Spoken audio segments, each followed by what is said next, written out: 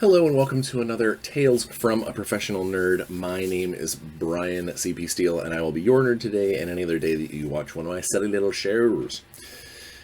Alright, so today is going to be a pretty fast episode, actually. I have got a ton on my plate, as we will discuss in a moment. And I spent most of the morning taking care of a stray cat. We actually had a local kitty have some kittens, and one of them got caught in our neighbor's deck. Kept trying to get into their house, so we scooped it up and found a home for her locally, but it took a couple hours to get everything squared away. She was adorable, and I wish I had kept her, but I cannot have 3 dogs and 4 cats in this house. I would lose my mind. So, today has been a little hectic, a little crazy, and the topic also, I don't want to spend... I don't normally do negative topics. I try not to anyway. And I think I want to get something off my chest today. And we'll get to that in a second. All right, so without further ado, Week in Bryan. Let's see. Personally, things are doing fine. My back injury is getting a little bit better. I'm able to start doing stuff at the gym. I just have to remember to take it easy and not just dive back into exactly where I was, because then I spend the next 2 days hurting. And not in the good, like, you're getting stronger hurting, but like the, limping around the house like an old man hurting.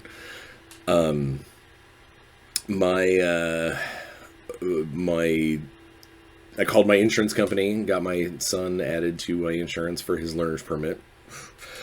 Still have to get the brakes tweaked on the car to make sure that it's completely safe for him to drive.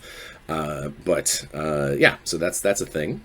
I think that's pretty much it personal-wise. Not a lot going on in the personal life.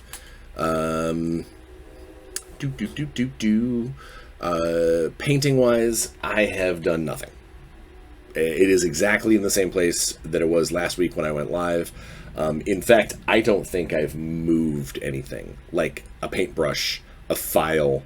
I don't think anything from that table. It might start having dust on it if I don't get to thing. But you'll find out why here very shortly as to why it is so quiet on that end of the studio lately. Gaming-wise, I got to play in my wife's Land of Monsters D&D game last week. It was our first big kind of role-play event after the Giganto combat the caravan combat that she did the session before. We got learn some stuff about the local city. We got to learn a lot. This was a lot of fact finding and figuring out kind of what we're going to do next. Also showed us a little bit more about her world. Her world has airships in it, which is cool. There's a lot of intertown politics and stuff. Whereas you think of it in a lot of games or in a lot of settings, like fantasy settings, it's like this kingdom and this kingdom, or this duchy and this duchy, and like it's large, huge scopes of things. And in her game, a lot of the nobility and what people can like what the territories they control are almost based around cities. It's a much smaller concept. It also means that when a particular city is being harassed by a couple of local guilds, it's a much bigger deal than a kingdom being harassed by a couple of guilds. It's cool. She has done a lot of thought, a lot of putting it through. And barring one rules alteration thing that she allowed one of our players to do because she thought it was cool. Again, her game, her thing. I would not have done it that way. I think it sets a very interesting precedent, especially for powers that don't exist for a reason. But not my game. Not like that. So everybody's having a good time, and that's all that matters. And we'll see. It might be, not as big of a deal than I think it is. Which brings us full circle to work. So the work week for Bryan has been nuts. I am almost ready to send my pitch in for the next Shadowrun book. I am waiting on some information about one of the characters that's going to be on the team, and then once I have that, I can put together the pitch. Once I have the pitch put into John, then I can actually start putting words down. Got my Strange Hollow stuff turned in. I might do some more if they need it, but the initial journal entries for Captain Trent Rothworth has been all turned in, and I'm super happy with how it turned out. So I'm excited. I'm excited for that to start to shape up and see what the other authors are putting in, and just really kind of where Sean takes it on a game level too. I'm excited. Not only because I'm going to be running some at Gamehole later this year, but because this is such an interesting project in how it functions. I'm wanting to see how it comes together. So I turned in that. I negotiated a very small amount of writing. It's a tiny little pamphlet thing for the Dungeon in a Box guys, which is always fun. I like making little stat cards and stuff for them. So I got that set up. I have an adventure lined up to do for my old friends over at Renegade. Can't really talk about it because it's super secret and awesome, but I am going to get to do a little more Essence 20 work with Renegade, at least on an adventure level. I know there's more that I would like to do, but I know that I do not have the free time, because all that stuff, all my freelance stuff has to be in my spare hours. And I don't want to stack up too much because I've already got a board game and a board game narrative I've got to put together, and then the Dungeon in a Box stuff, and then now this adventure and the novel. So I know that I've already got stuff that is rapidly filling up my free time. But it will be nice to be able to flex my Essence 20 muscles a little bit again. I miss it. It's a fun system. It's a great world. Now that there are books that have started to come out that I had absolutely nothing to do with, it feels a little weird. But knowing that all the same roots are there and the concepts are still the same, and they haven't done anything that's drastically, like, oh, forget all this, we're changing this. I'm happy. I'm excited to get to dip my toes in the SS20 pool a little bit again. Then obviously the big thing is Intergalactic Heroes. I've been working on that a lot. I've been getting a bunch of ego stuff squared away for the organized play system, and getting a very cool scenario put together for Gen Con, which I'm super ecstatic for a couple of different reasons. Not only is it going to be just a fun concept, a fun adventure, but it is it's kind of the wrap up, kind of the buffer between our season 1 and season 2 of the organized play system. So I mean, I'm excited. I'm excited to see where we take it. I never wanted to be in charge of this, but it does definitely give me the opportunity to flex my creative muscles. And I told everybody on the team yesterday in our meeting, kind of what the premise of the event is, and I got legitimate laughs. I got one person saying that sounds super awesome, and at the end of it, my boss actually said that he now feels not only confident in that particular adventure, but he's actually psyched to hear more about it. So I believe the term he said salivating, which is kind of gross. But either way, I mean, I'm excited about that. But a lot of my full time, like what I've been doing all day, every day, is I'm working on putting the Intergalactic Heroes the main player's guide, the main rule book. Trying to get it put together, get those words down, get everything patched together, make sure that it makes sense, make sure there's enough setting in there to make people happy, but not so much that it becomes, it's not about the rule set and it's just about the setting. I think it's gonna be a great project, and I'm very excited to be able to sort of, I don't know, show the world what we are creating. Because I know it's been a hot minute since, almost everything we were working on last year was based on either the very beginnings of the Ego program or all cinematic adventure based stuff, and it'll be nice to show the fruits of other labors that were put together. Yeah, and I'm always a big fan of aliens and sci-fi and stuff, and getting to be part of the artistic view and creating these species. It's going to be fun. I'm really, really excited, and as I have more information, obviously I'll be able to start showing it off. In the meantime, if you want to kind of stay in the loop, you can totally join the Intergalactic Heroes role-playing game Facebook page. Because every Thursday I put up some kind of hint, clue, test, tweak, leak, whatever you want to call it. Basically, I put out something to show people kind of what is happening with the game, start to give people a taste of what is going to be available in that main book. And I keep pushing forward. I keep slogging my way through. And then Warzone. Warzone I'm bringing the reason why normally I do Evil Genius last, but the reason Warzone I'm doing this time is because so we are well into the process of now getting things. It's finalized. Everything. The numbers are in. We're starting to set up stuff and sending over to Heroic Signatures. Let them take a look at it. And gotta get the final approval so we can get things printed and start getting stuff, the molds created and the boxes cut, and which again brings me to my next topic.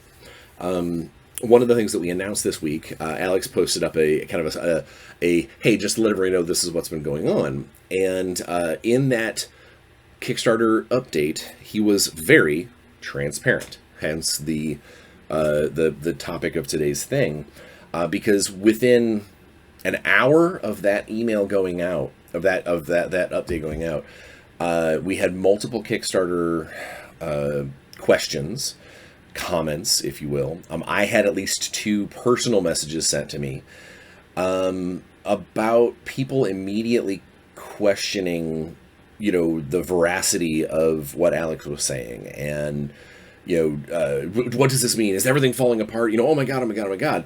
And obviously it's not. We tried to find a way, or we found a way to save a lot of people a lot of money for shipping by moving away from the retail style boxes and go to cushioned bags that will let people pay dramatically less to have their packages shipped to them when we get to that point here in a couple of months.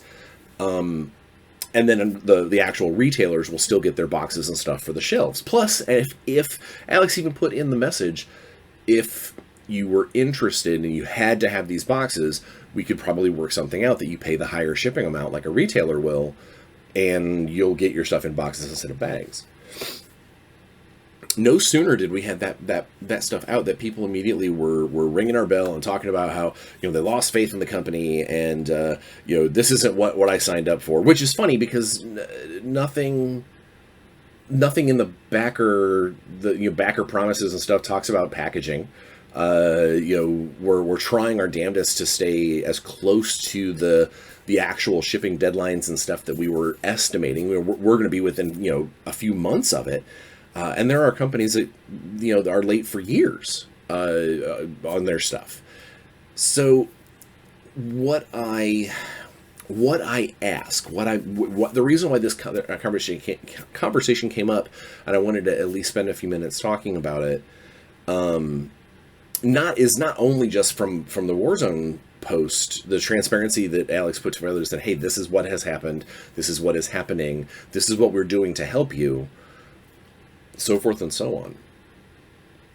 But there's also been a couple of other instances where in the industry, in the gaming industry, being open and honest about what's going on with your company or with your projects or whatever, it almost seems like gamers have gotten to a point where they want to be angry about something. Some of them do. Some of them are excited about it. You know, some of them see these posts, these updates, and like, yeah, cool. I'm not going to charge. You know, it's not going to cost me a fortune to get my stuff shipped to me. I throw the boxes away anyway. Bags are just fine. You know, like put them in a fruit roll up and send them to me. You know, whatever. And it makes me wonder, because, and maybe it's just social media. Maybe it's just, you know, being on role-playing game TikTok, or maybe it's seeing certain posts on Twitter X or whatever it's called, or you know, part of seeing a Facebook thread that is someone made a comment about, you know, this particular company has told everybody that they're using AI. You know, like there's. I don't know if gamers necessarily want to know everything, because it seems like every time that a company does share or does, you know, leak their rules, or make some kind of statement about, you know, hey, we're thinking about doing this in the future or something like that, the most vocal people in the gaming communities are the ones that are like, God, if I would have known that, I wouldn't have given you my money. Or, you know, now that we know that this person has done this thing for these people, we can't shop there anymore. You know, I might love their product and I love their game, and now I'm going to, you know, tell people that I pirate it because, you know, that makes me feel like a cool dude. But at the end of the day, if you didn't know, if you weren't made aware, if they weren't honest with you and told you straight away this is what's happening, you would have continued on your life, your enjoyment of their games, their processed product, whatever. You would have continued on unhindered and you know, unswayed by that opinion. And today, I guess today's topic comes from there's also a conversation that I had with a completely different person, talking about you know, how there's so much unsaid in a lot of the you know, industry rooms, so to speak, you know, figuratively speaking, where, you know, someone might know that their company's having a hard time, but they don't come out and straight, you know, everyone's, you know, we're going to be normal, everything's going to be great, whatever, and then suddenly they send out an email to say, you know what, we've run into you know, we've run into a problem, we've run into a situation, and the next 6 months we're going to try our best to fix this. Please bear with us. And for the most part, I think a lot of people are they understand that, they see that, and they go, all right, cool, you know, it sucks, but, you know, glad that you're figuring it out, glad you're working through it. But there are always some of the populace, some of the gamer populace out there that will hear that information and then immediately weaponize it and turn it into, well, you know, this company is, you know, this project has got a problem. You know, obviously this company is falling apart. You know, I lost my faith in them. You know, no one should buy from them anymore. And it goes even further with even some of the creatives and some of the persons, like the people. You know, I thankfully have kind of curated some of my TikTok feed lately to not include so much of the negative, the negative aspects of things. But WotC, for instance, the was it the CFO? I think Cynthia. She was an important person at WotC for D&D, and she resigned. And almost immediately after, you know, people saw that she had resigned, that she announced that she had resigned, that you know, everybody and their brother was like, oh, you know, she got fired because, you know, she all this stuff that she did with D&D, and, you know, Hasbro needs to take a look at themselves in this. And I wonder if, you know, because we have no idea what that was about, or at least I don't. If someone else does and they want to comment, feel free. I don't know what that was about. Maybe it was a personal issue. Maybe it was maybe, you know, she wasn't asked to leave. Maybe she just had other things that she wanted to do, or maybe she was. All of that's kind of irrelevant to us, though. unless you're a shareholder, unless you're part of the people who's directly affecting your your bottom line, your dividends, then all it's doing is it's arming you with information for you to speculate. And I don't know if that's a good thing. I don't know if knowing everything about everyone and every company and every decision all the time is good. I think that I hearken back to the days where you had to wait for a movie to come out to see the trailers about movies that you might want to see several months later. Now we get tweets talking about, set your clock for the teaser that's going to come out about the trailer, about the thing and the stuff.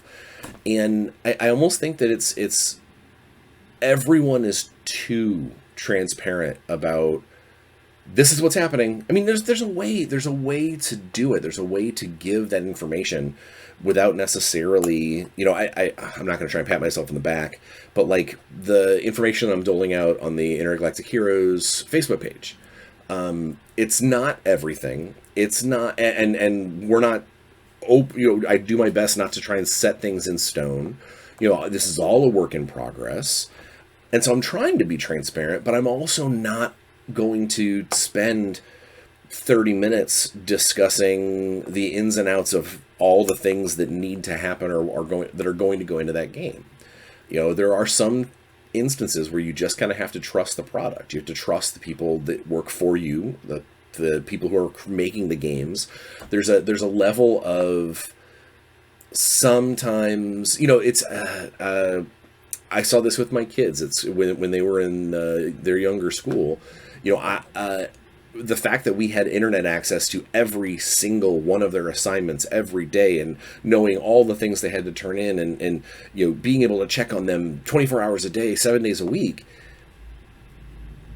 I know there are some people that think that that's helpful to know every little aspect of what's going on, but I go back and excuse me, gonna tickle my throat. I go back and I think of like when I was in school, and my parents, unless I did something so catastrophically bad that required a note home, or for them to come in and talk to somebody, or quarterly when those report cards came out, that's when my parents knew how I was doing. That's how they knew, or if I felt I was floundering about something, I could reach out. I could find that help. I could ask for that help. And I just think that now it is so, knowing everything all the time about everything is hurting. It's actually making people more negative than they need to be. And a lot of that comes from the fact that positive folks are so busy enjoying life that they don't need to necessarily feel like they must comment on every single thing or jump in and bring down their day by wading into the muck full of negative Nancys.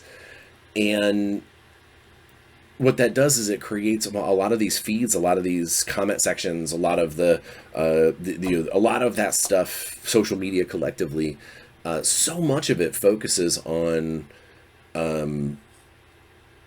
trying, shock value and negative opinions and clickbaits, and I wonder if there is a nice happy medium when it comes to gaming products and Kickstarters and trying to get people excited about what you're doing and what you're creating, but also being honest enough with them so they're not blindsided by a choice, or that they are making some changes to something that might ruffle some feathers.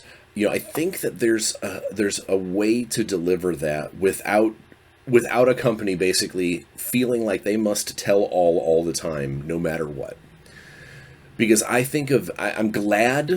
very glad that Alex told everybody about us doing the Kickstarter backer stuff in bags instead of boxes, so that way people have that kind of that expectation. But he didn't have to. He didn't have to tell anybody. They could have just, I've received Kickstarters before that, the packaging is different than what ended up on the shelves. And I wonder if there are times where companies need to hold their cards just a little closer to their chest. I think one of the biggest problems that WotC has, I mean, not one of the biggest. They have some other definite issues, but one of the things with the upcoming 1D&D is because they've been so transparent about these are the rules changes that we're looking at making. This is the stuff we're looking at doing.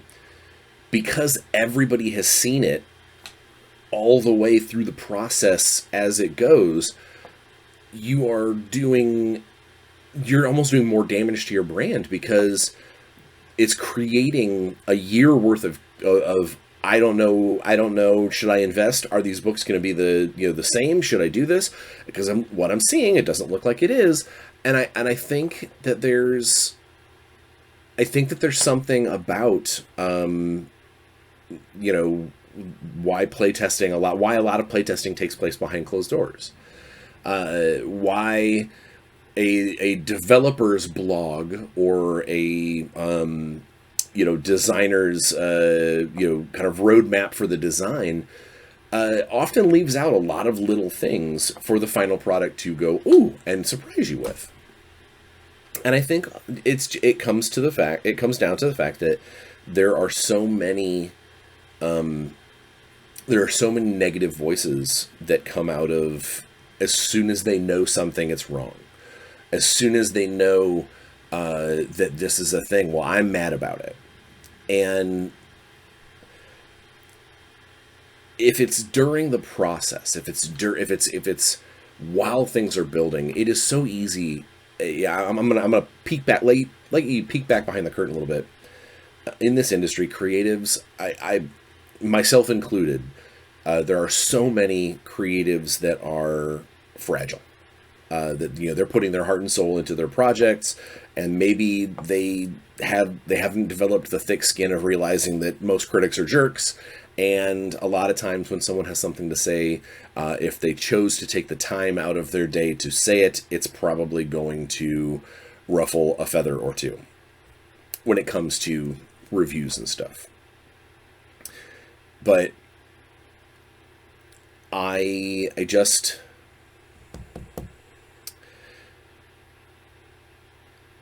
I wonder if it makes more sense to give information, tell people what they need to know, but not necessarily everything there is to know until the product is out. Once the product is out and the product's a thing, or once it's already successful, there's no reason to hold back. It's just because when something's not finalized yet and it's not done, it's so easy for a creative to have their feelings hurt about a project because of what something says. Someone says something because they were let in on the information, and then or worse, someone let's take it for example. I just dropped the rules for the Turblid or Alien Origin on the Intergalactic Heroes Facebook page. If the comment section there, did we have to share that information? Absolutely not. I wanted to. I want people to see how some of these aliens are going to work. And the comment section so far has been pretty positive. But let's say that someone gets on there and turns into a giant thing about how this is that, and this is just a copy of this alien from this show that or whatever, whatever the reasoning for that part of the thread spiral goes. Me looking at that, which is part of my job, could deter me from, maybe I end up backing away a little bit from doing further and deeper, cooler origins because one of the comments makes it seem like this is, it's too weird. Let's go, then I guess our next ones are going to have to be a bunch of rubber suit, Star Trek aliens. And that has a reflection on the process, and that wouldn't necessarily have been that way if what I shared didn't peek so far behind the curtain. And I think that it's a balanced a balance. There's a dance involved between giving too much information or giving what people need to know or what people should know. And I would love to hear from you guys, because I could pontificate on the topic forever, but I kind of want to hear from you all, from the viewers.